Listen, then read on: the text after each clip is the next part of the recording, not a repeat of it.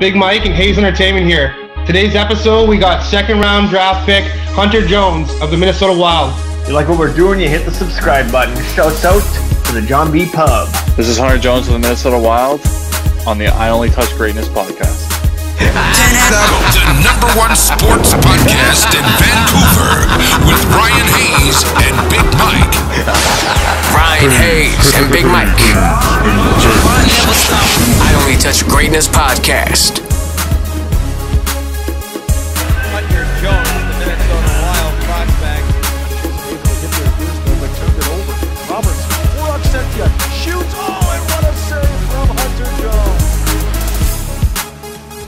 Drops it off for Quinn. He goes rink wide for Holscher. Shoots it. And a glove save. Here's Newman. Flashing through. Breakaway. Fred Newman. Short-handed. Stopped by Jones. Rough just enough of the glove on it. And it hit the crossbar as well. Kotkaniemi getting it up to the 67th. Pass up the middle. Here's Keating with a chance. In on close. And a great stop there by Hunter Jones as Austin Keating was in alone.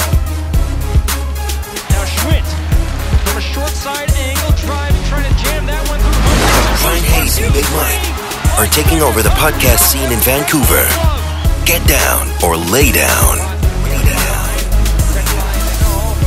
Center he dies, and Jones makes the stop on Damian Giroux.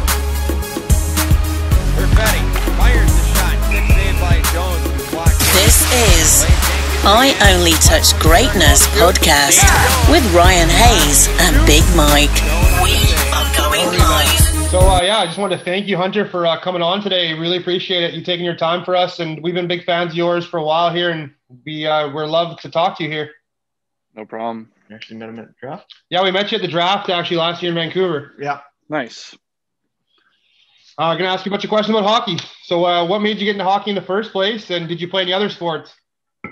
Well, I kind of got into hockey. My dad was a hockey player. Like, he was a goalie himself. And I started out as a defenseman growing up, and it's kind of how I got into it. I was just playing, like, low-level hockey, and then decided to switch to goalie. Kind of a long story, but I'll kind of go over it shortly. Like,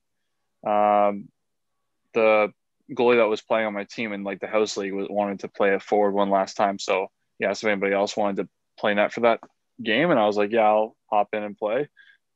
And then after that, I really never went back. Like a month later went by, and I still wanted to be a goalie, and kind of just went after it after that and never went back since. And then growing up, my sport in the summertime when the hockey season was not in session, I would play lacrosse. I was a forward in lacrosse.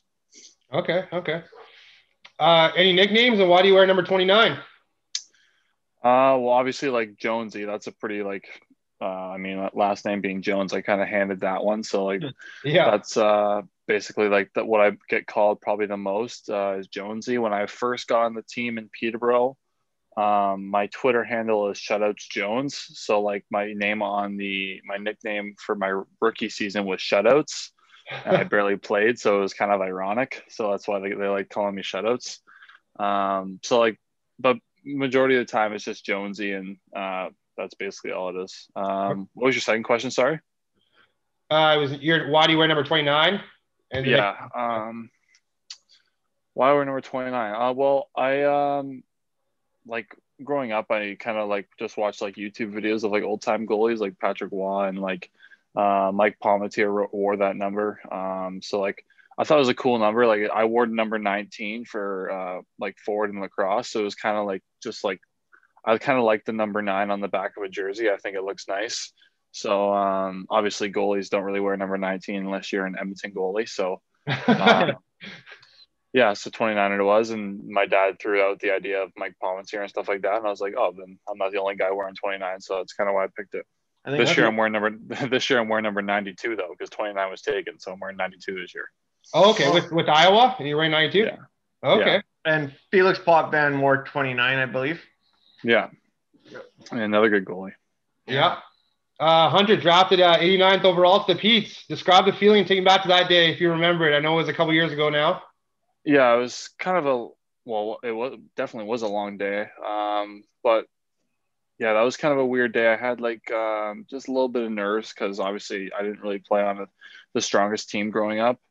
But I mean, I really like was fortunate to be picked where I was picked, and I kind of like had a good inkling going into the draft. I had talked to 16 of the 20 teams, I think it was, and like on draft day, I had like a couple family members there with me, and it was just kind of like the question of when and where. And as the first 3 rounds are, televised online, like they kind of put it on the little big show and whatnot.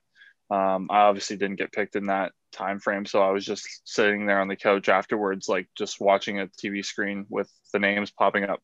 And when it happened, I was actually on my phone, like just looking on my phone, and like I saw they followed me on Twitter. Peterborough had followed me on Twitter first, and then I looked up at the screen, and my name was up there. So that was kind of like how I knew that I was picked. And then a couple of minutes later, Andrew Werner had called me, the goaltending coach for the Petes, and just extended his congratulations and just said, we're looking forward to working with you. And that's kind of how the day went for lunch after that. Just saw where my buddies were picked too. And yeah.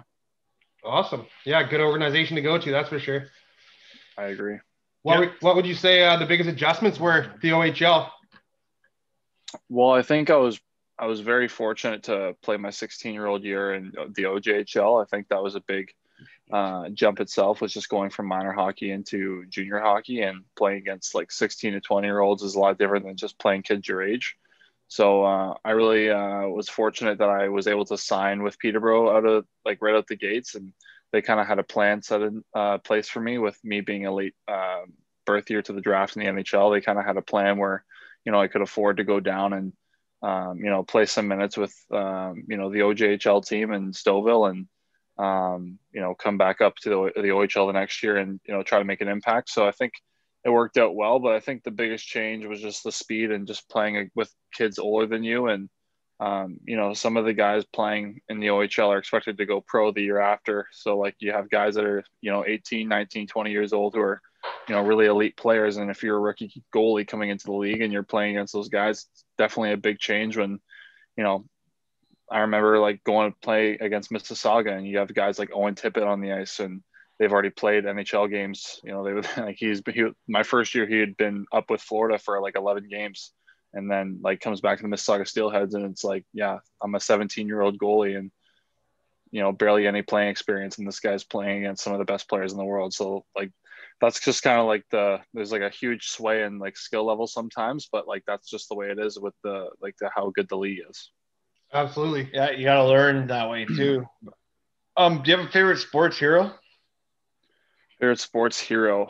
Well, I think honestly, like, I'm not a big basketball guy, but I did watch like that Last Dance documentary when they came out with it on Netflix, and like I really took a deep dive into like how like obviously like how Michael Jordan lives, and like how much of a pro that like his colleagues and like even his family members and his friends talk about him. Like he's just like always a hardworking guy. So like I think like everybody like says like Muhammad Ali or like something like that, like just for like good quotes and good perseverance and stuff like that. But overall, I think like every athlete should somewhat be like aspiring to be some sort of Michael Jordan in their own everyday life. Like wake up every day and try to do something that you can better yourself with. And I think that could be like translated into everyday life, or even just in like sports. So I think like that was a good thing for me to actually sit down and watch. Just the way he speaks and how his friends speak about him just like tells you how much like of an athlete he was at the time. Oh yeah, everyone, we get that answer a lot actually. All the time we get that answer, but I watched it too, and it was amazing, just like you're saying, to see his work ethic. Take me back to your first shutout in the OHL. Do you remember it? And do you have the puck? I definitely have the puck. I think it was against Kingston, wasn't it? Is that right? I think it was against. Yeah. So the only thing I remember about that game, I think, was I made like a crazy save on Nick Robertson's brother, I think, Jason. It was like in the second period, and I had to make like a behind the back save. Like I was like super out of my net, and like they had just put in the new boards in Peterborough, but they were still square.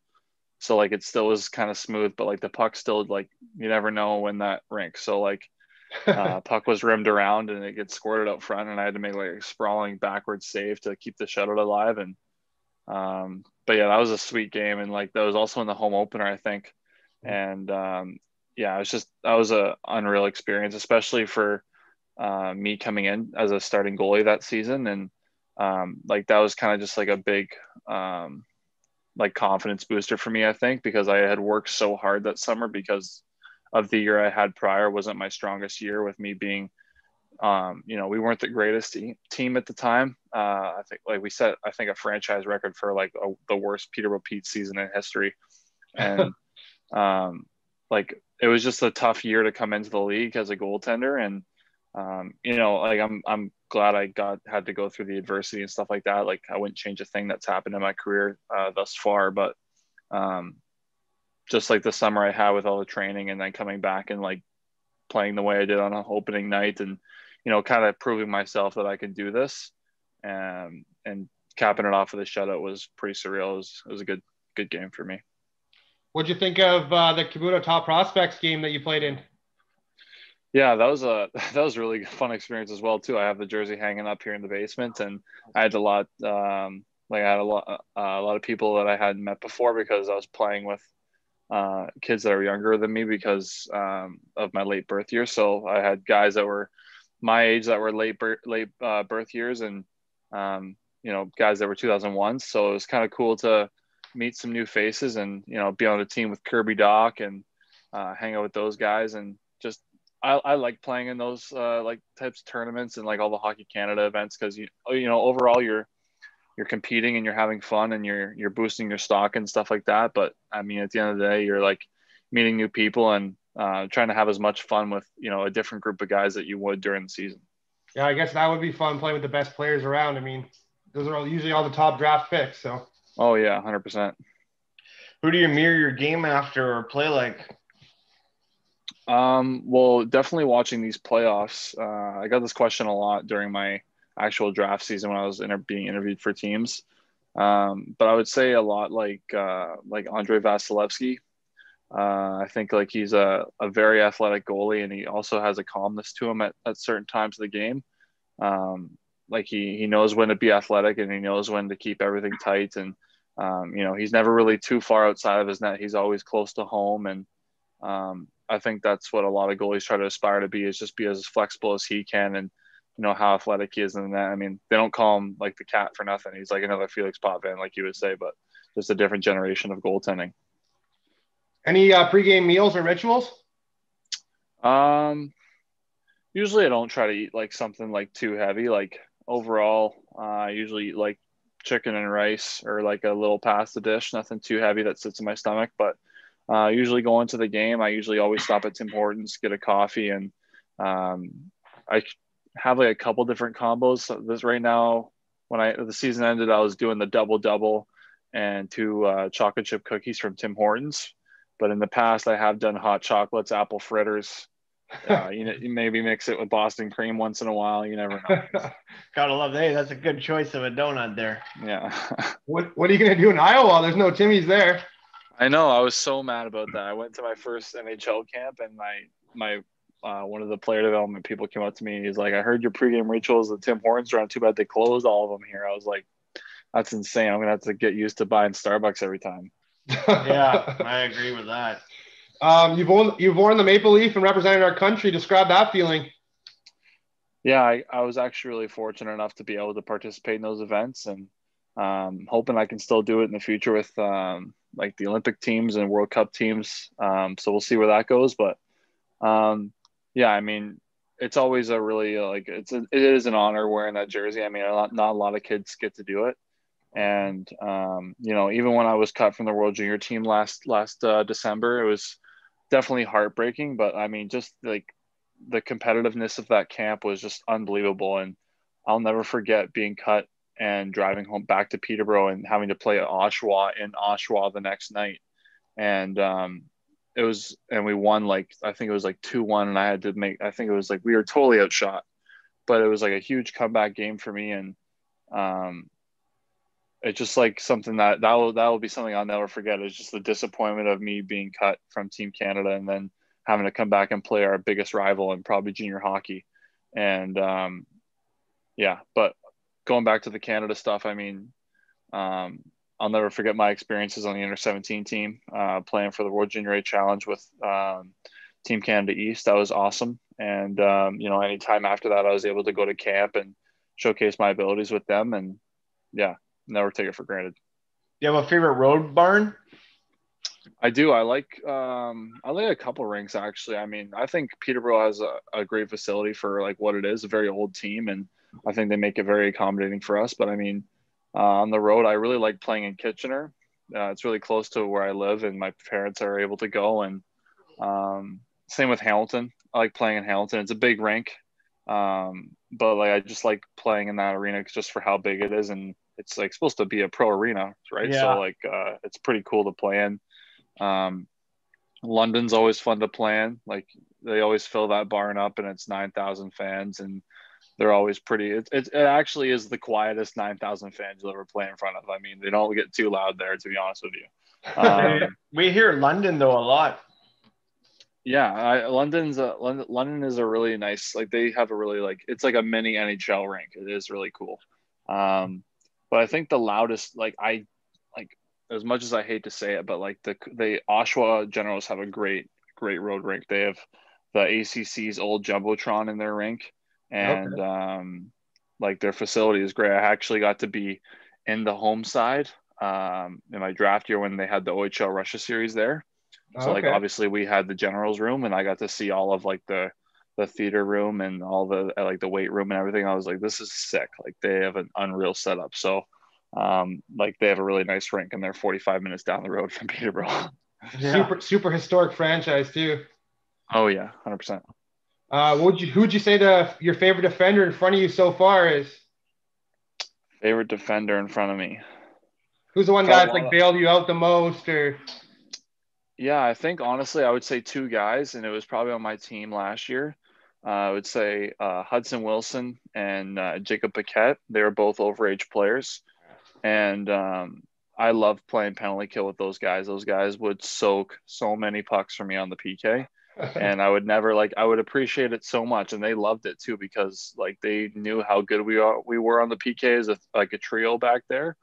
And we had like one of the highest penalty killing percentages in the league, and we had I think we had the most top 3 most penalties in the league, and we were still top 3 in penalty killing. So it was like that just showed you how well we could penalty kill as a group. And I think we were top 3 for 5-on-3s too. It was insane. But I think those two guys, they'll be fired up. I gave them a shout out, but those two guys are unreal.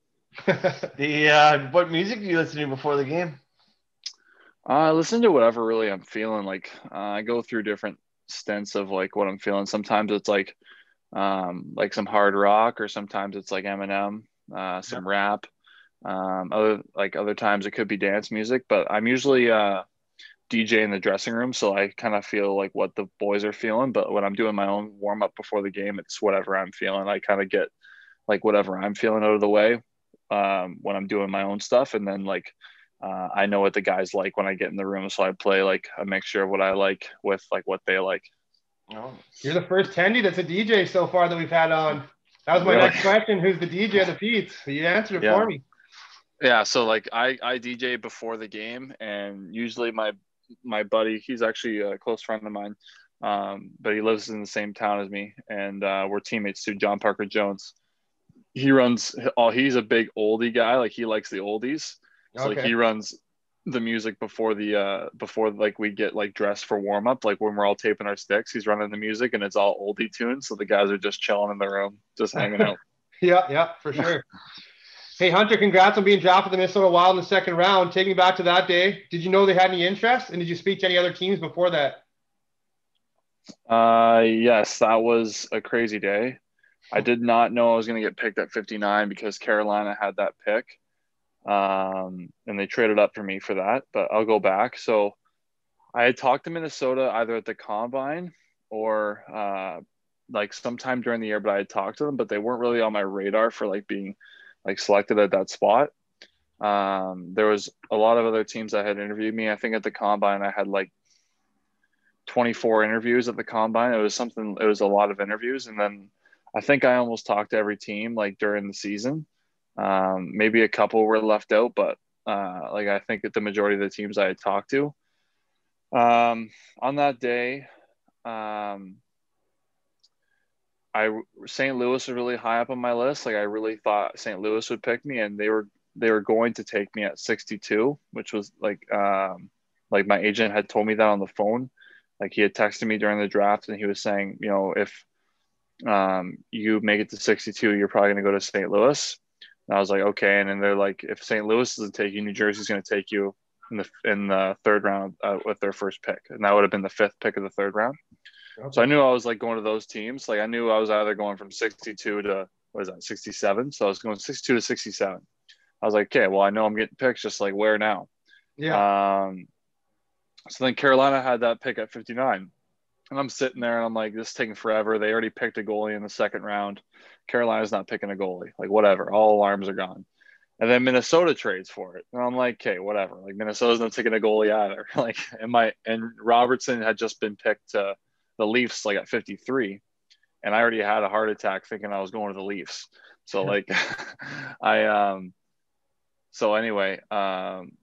hear on the intercom from the Peterborough Petes, Hunter Jones, and I'm like in complete shock. I'm like, what? Like out of left field, like these just picked me up. And like, I guess they do need a goalie. Like it made sense of why they would pick me at that spot. And after that happened, everything happens like so quickly. Like I go down the steps and there's like the public relations guy there. He takes my jacket. I go to the draft table, shake everybody's hands, and I'm butchering half the greetings because I've already met half the people, but I'm saying nice to meet you over and over again, and I've already met half of them. And then you go to like backstage, and my general manager from the Petes was there, and he congratulated me, shook my hand, and then you got the jersey on, the hat on, and you're heading to the interview. So they have like 10 like tables set up with like the backdrop of the NHL draft in it and stuff, and reporters are around it, and they have like a person like running it all. They're like, they'll be like Hunter Jones, Minnesota Wild, 59th, and then like you're like then the reporters literally come running, and like they get their spot, and then like the questions just come flowing, and you're sitting there for like 10 minutes answering questions, and it could be like news articles from like Minnesota, like Peterborough, Ontario, like wherever, like from whoever wants to get like a story or whatever, and they're going to ask questions. After that, you go do pictures, and then you do Upper Deck. You have to sign like cards for Upper Deck, and then I think you're done. Like after that, I went upstairs to meet with the Minnesota Wild people. I had to get my flights figured out because I was going to Minnesota the next day for training camp. So I had to get my flights booked. So I had called my friend to come to my house, and he packed my equipment and drove my equipment to Toronto because I flew from Vancouver to Hamilton. And then I had to race from Hamilton, drive up to Toronto to that airport, pick up my gear from my friend, get on a plane and go to Minnesota. Wow. And then get up in the morning for medicals. So I had like a 3-hour sleep that night because the next day I had to get blood taken for medicals, and then I was on the ice. So it was like it was a crazy turnaround, but that's kind of like how quick it happens, like after you get picked. Okay. I feel like that's maybe the first time we've heard somebody tell us from like the draft floor, like what's it like. I was at the draft, so was Mike, and I always wondered what happened once you call in. I never knew you went behind there. You signed autos for people. Oh yeah. Well, yeah. There's people like you walk the corridor, and like there's people that are like they have like the metal fence like all the way along like the stairs and stuff, but like they're able to like come up to you, and like they have like t-shirts and like they say NHL draft, or they have like some people are like Minnesota fans, like they're just there and they have their Minnesota jersey, and they'll be like, I just signed, like I have no idea, like I just signed like Hunter Jones because like whatever. And it was a really cool experience. Like that was an awesome day. That was a sweet day, and then like a beautiful city to have it in too. Like Vancouver is very nice. Yeah, that's where we are, man. Yeah. What was it like having your first camp with the Wild? It was pretty cool. Like, I mean, the organization is really nice. Like great people there, and they've gotten a whole like crop of new staff with like Paul Fenton being fired. So like with Bill Guerin coming in, he's hired like a whole bunch of people that he's kind of like rebuilding the organization, and I think that's been really good for for us as a whole. I mean, the draft, I thought the draft this year, we picked some really good players with Rossi and O'Rourke. I know those guys from playing against them, obviously. So I recognize that we were really fortunate to be able to, pick Rossi at the spot that we got him at. Yeah, he fell for sure. We were all wondering that too. Yeah, so I mean that's a huge pickup that for us, and I think that it'll be good for us in the future. But yeah, you've obviously played against him. Is he NHL ready? Is he ready to go next year? You think, or? I think that would be a question possibly for more I think it's tough for me to say being a goaltender because I'm not familiar with I don't have a lot of experience against NHL players. I know that he's very good at the OHL level, and I know guys that are on my team tell me that obviously he's a strong guy. He's not the tallest guy, but when they're in the corner with him, that he's very strong. I'm sure you've seen the videos of him online, with all his off ice training, how committed to it he is. Very strong kid. So I mean, we'll have to see. I mean, I don't know what Minnesota's plans are. I don't think anybody really has plans right now with everything that's going on in the world. So I mean, it's kind of hard to gauge what's going to be happening, but I think he's definitely going to, put his best foot forward at camp and show everybody what he's got. What's some of the weirdest questions you got from the scouts during the draft here? I had a couple weird questions. These are the two I usually tell people because it's hard to remember. You get a lot of repetitive questions over the year. Of course. But the Montreal Canadiens asked me, if I got hit in the head at practice, multiple times, how would I react to the player who hit me on the fourth time? And I was well, the same as the first time. You didn't mean to hit me in the head. I was I'm not going to run in the corner and throw a stick at him. I don't know what you want me to say. And, another, I forget what team it was, but they were saying it was a riddle. They asked me, you're in a room with yourself, a child, and an old man. And there's a killer snake on the other side of the door. And he's only one of you can go through the door to kill the snake. Who are you sending to go? And I was well, I'd probably send the old man. He's lived the longest. That's a good one. And yeah, we've heard that. Somebody else told us that they had the same question.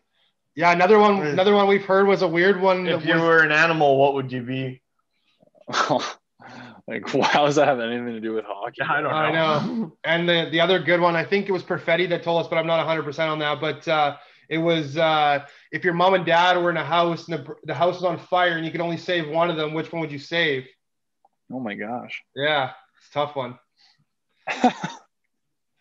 Hey, Hunter, I just want to thank you so much, man, for taking your time for us today and coming on. We really appreciate it. And we're big fans of yours. We can't wait to cheer you on for the rest of your career. No problem. I had a lot of fun. I always like talking about hockey, so it's all good.